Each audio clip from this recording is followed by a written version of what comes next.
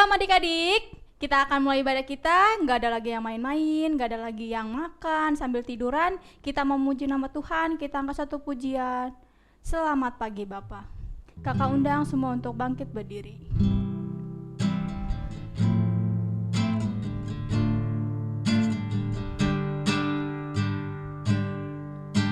Selamat pagi Bapak.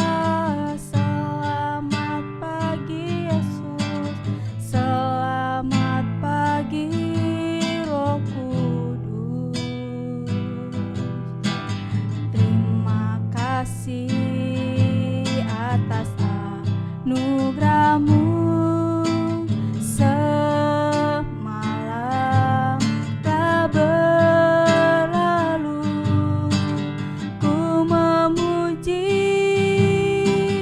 ku bersyukur, memuliakan nama-Mu, Allah Bapa, Putra, Roh Kudus. Terima kasih. Selamat pagi Bapa dengan sungguh-sungguh. Selamat pagi Bapa. Selamat pagi Yesus. Selamat pagi Roh Kudus.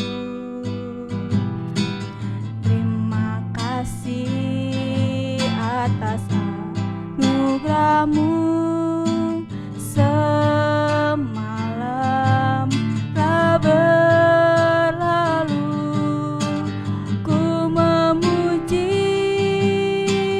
ku bersyukur, memuliakan nama-Mu,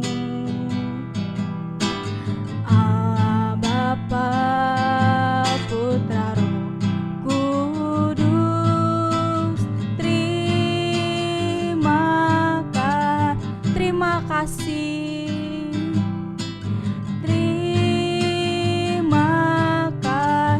Terima kasih.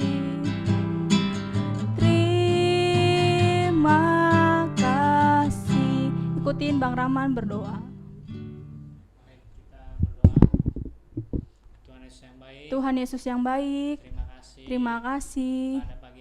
Pada pagi hari ini kami akan memuliakan ibadah pada pagi hari ini.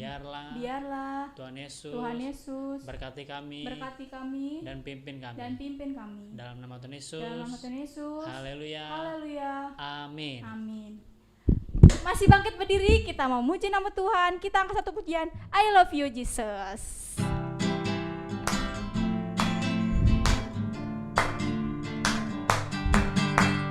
I love you Jesus, deep down in my heart.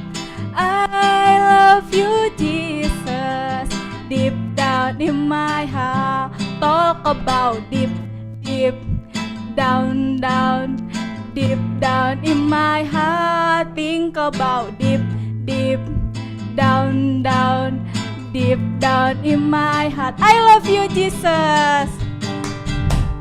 I love you Jesus, deep down in my heart. I love you Jesus, deep down in my heart.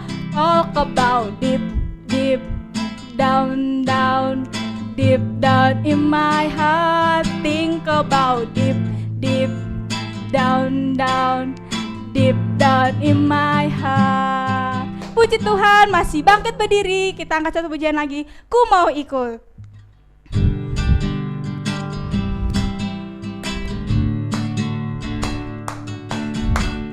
Ku mau ikut, ku mau ikut, ku mau ikut tuh. Bukan ikut, bukan ikut, bukan ikut, bukan ikut-ikutan. Bukan karena papa, bukan karena mama, bukan karena adik dan kakak, bukan karena mainan, bukan karena hadiah, tapi karena cinta Tuhan. Cinta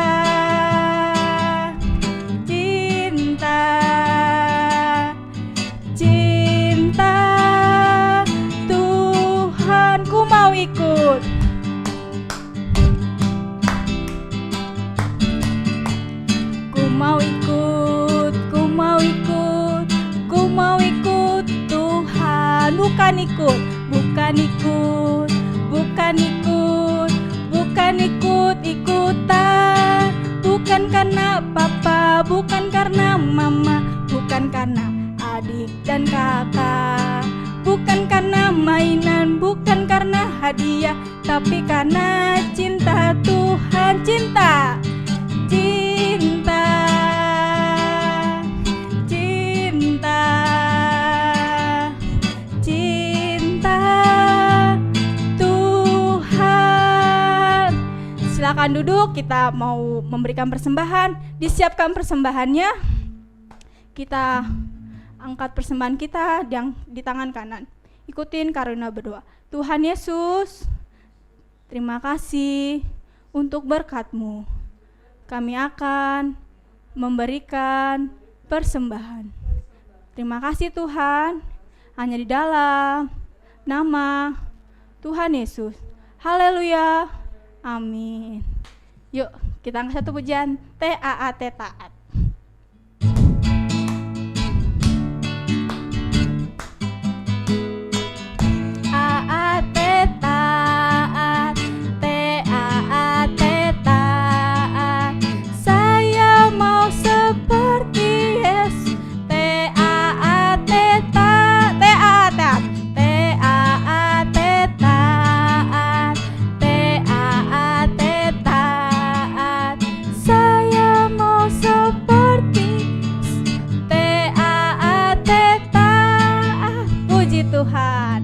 Kita akan mendengarkan firman Tuhan.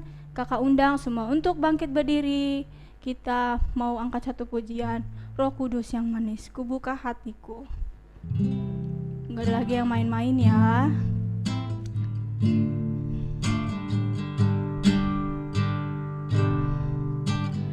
Ku buka hatiku untuk firman-Mu.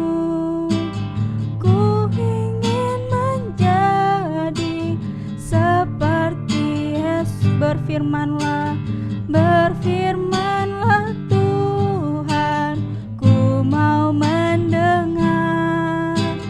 Ku ingin menjadi seperti Yesus. Roh Kudus yang manis, Roh Kudus yang manis, tolong aku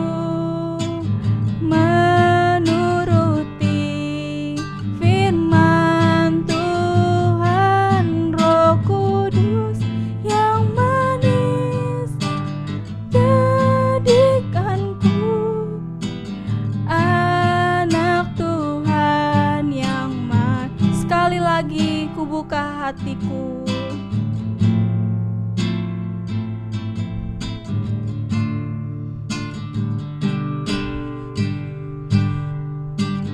Ku buka hatiku untuk firman-Mu.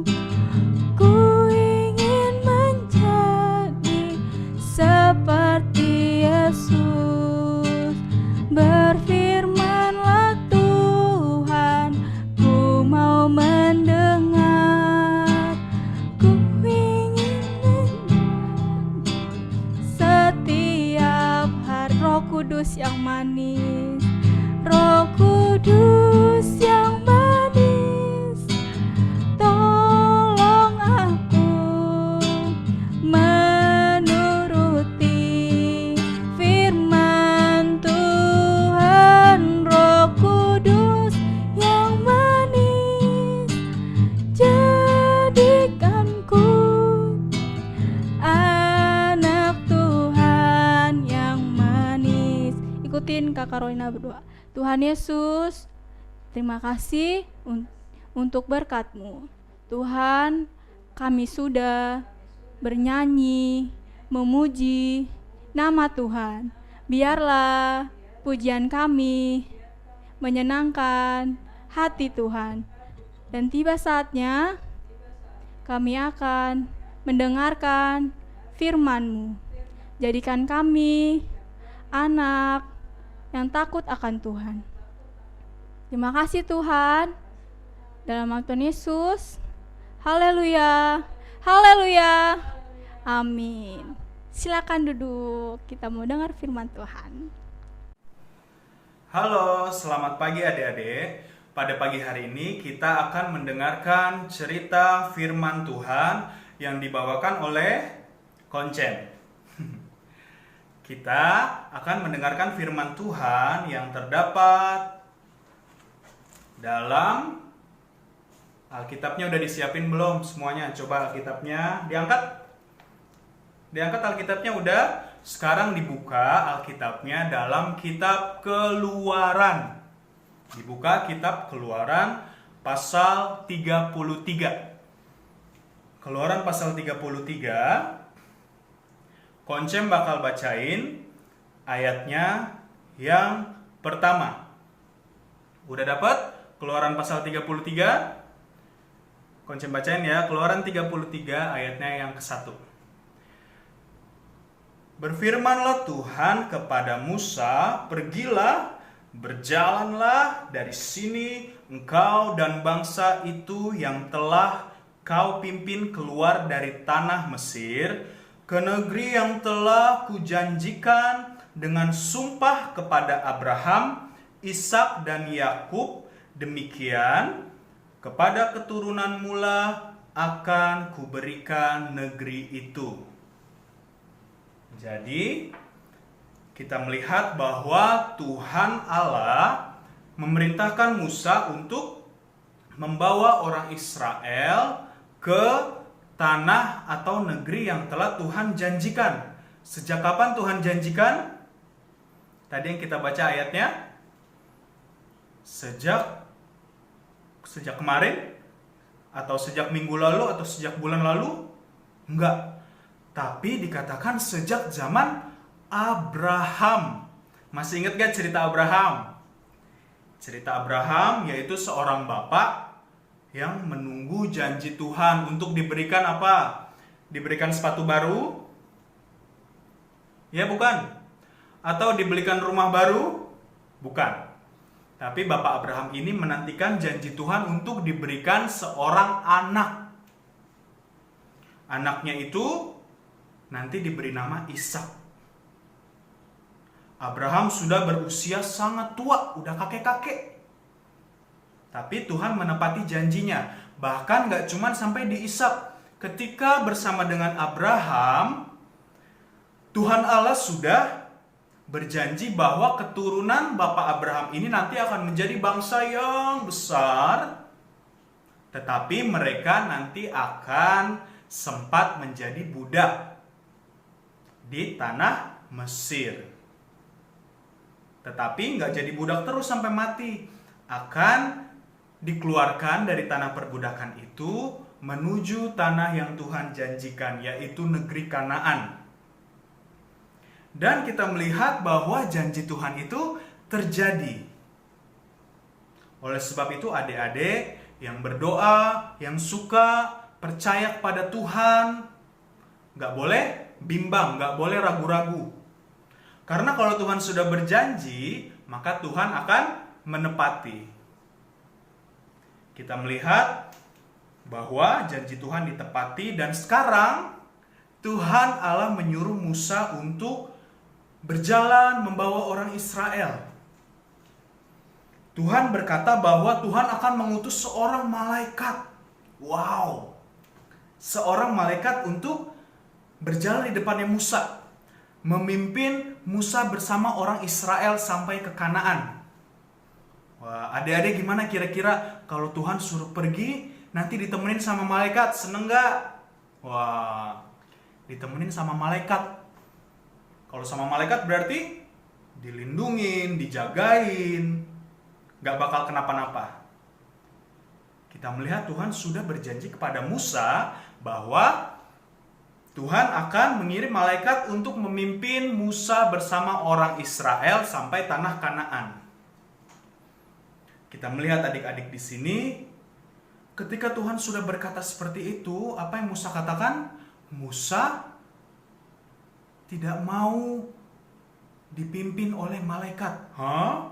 Kenapa nggak mau, Koncem? Coba kita lihat ayatnya. Alkitabnya masih dibuka, Keluaran pasal 33 tadi. ayatnya yang ke-14. Konce bacain ya, adik-adik dengerin. Keluaran pasal 33 ayat yang ke-14. Lalu ia berfirman, Aku sendiri hendak membimbing engkau dan memberikan ketentraman kepadamu. Ayat 15, berkatalah Musa kepadanya, Jika engkau sendiri tidak membimbing kami, janganlah suruh kami berangkat dari sini. Jadi kita melihat Musa ini bukannya sombong, tetapi Musa ingin berada selalu dekat dengan Allah. Sekalipun tadi Allah, Tuhan sudah mengatakan bahwa ia akan mengirimkan malaikat. Tapi Musa berkata apa? Kalau bukan Tuhan sendiri yang membimbing kami, maka kami nggak mau jalan. Karena apa? Karena Musa sadar bahwa Tuhan ini yang paling hebat, yang paling dahsyat. Tuhan yang menciptakan langit dan bumi. Jadi Musa pengen dipimpin oleh Tuhan langsung. Adik-adik pun di sini nggak boleh apa? Nggak boleh percaya sama sesuatu melebihi daripada Tuhan. Misalnya punya teman, kerjanya main terus, udah lupa sama Tuhan. Punya mainan baru, udah lupa sama Tuhan. Kita harus seperti Musa yang selalu mengutamakan Tuhan, pengen selalu deket sama Tuhan. Kalau adik-adik sekarang apa? Harus rajin ke gereja walaupun online. Harus tetap mau dengar cerita firman Tuhan, harus rajin berdoa, harus rajin memuji Tuhan, jangan cuma diem-diem aja. Tetapi harus seperti Musa, yang mau selalu bersama-sama dengan Tuhan. Seperti itu ya kita melihat. Jadi Musa bilang, harus Tuhan yang pimpin. Kalau Tuhan gak pimpin, kami gak mau pergi. Dan kita melihat adik-adik cerita minggu lalu, masih ada yang ingat gak ceritanya apa? Ketika Musa sedang naik ke Gunung Sinai, bertemu dengan Tuhan, diberikan 10 perintah Tuhan dalam apa? Dalam buku? Atau dalam apa Tuhan memberikan 10 perintahnya? Dalam 2 loh batu. Jadi 2 loh batu yang besar, kemudian ditulis 10 perintah Tuhan di situ. 10 perintah Allah. Buat apa sih konsep 10 perintah Allah itu? Untuk nanti diberikan kepada orang Israel. Untuk diberikan kepada orang Israel supaya orang Israel hidupnya teratur dan disiplin. Jadi hidup adik-adik juga harus disiplin, teratur. Tetapi apa yang terjadi karena Musa melihat orang-orang Israel lagi ngapain? Pas Musa turun dari Gunung Sinai, orang Israel sedang menyembah patung anak lembu emas. Musa marah. Lalu apa yang Musa lakukan? Dia pecahkan 2 loh batunya. Akhirnya gimana? Orang Israel bisa melihat 10 perintah Tuhan tadi enggak? Enggak. Tapi kita melihat 2 loh batu itu, 10 perintah Allah yang tadi udah hancur. Tuhan menyuruh Musa untuk membuat 2 loh batu yang baru. Kalau yang pertama tadi, loh batunya itu ya, batunya buat nulis 10 perintah Tuhan itu batunya dari Tuhan langsung. Ada firman-Nya di dalam loh batunya itu. Tetapi yang kedua ini, ingat ya, batunya itu dibikin oleh Musa. Batu dibikin oleh Musa, kemudian Tuhan Allah menyuruh Musa untuk naik kembali ke Gunung Sinai untuk bertemu dengan Tuhan kembali. Kita melihat adik-adik ya, Tuhan menyuruh Musa untuk naik kembali membawa 2 loh batu yang baru. Nanti katanya Tuhan mau memberitahukan lagi 10 perintahnya. Ya, udah yang kedua kali. Lalu kita lihat adik-adik, Musa ini kan tadi mau dipimpin oleh Tuhan langsung. Musa juga pada waktu itu mau ketemu sama Tuhan Allah. Katanya dia mau melihat Tuhan Allah kayak gimana sih. Tetapi Tuhan Allah bilang apa? Wah, nggak bisa. Tuhan Allah kan besar. Ada cahaya kemuliaannya, manusia nggak bakal kuat melihat Tuhan Allah. Lalu pada suatu hari apa yang terjadi? Kita melihat karena Musa ingin sekali bertemu dengan Tuhan Allah, melihat kemuliaan Allah, maka Musa disuruh berdiri di sebuah gunung. Dan di situ Tuhan Allah dikatakan akan lewat. Namun ketika lewat, katanya Tuhan akan menutupi wajah Musa. Ya, coba kita lihat pasal 33 ayatnya yang ke 22. Apabila kemuliaanku lewat, maka aku akan menempatkan engkau dalam lekuk gunung itu, dan aku akan menudungi engkau dengan tanganku sampai aku berjalan lewat.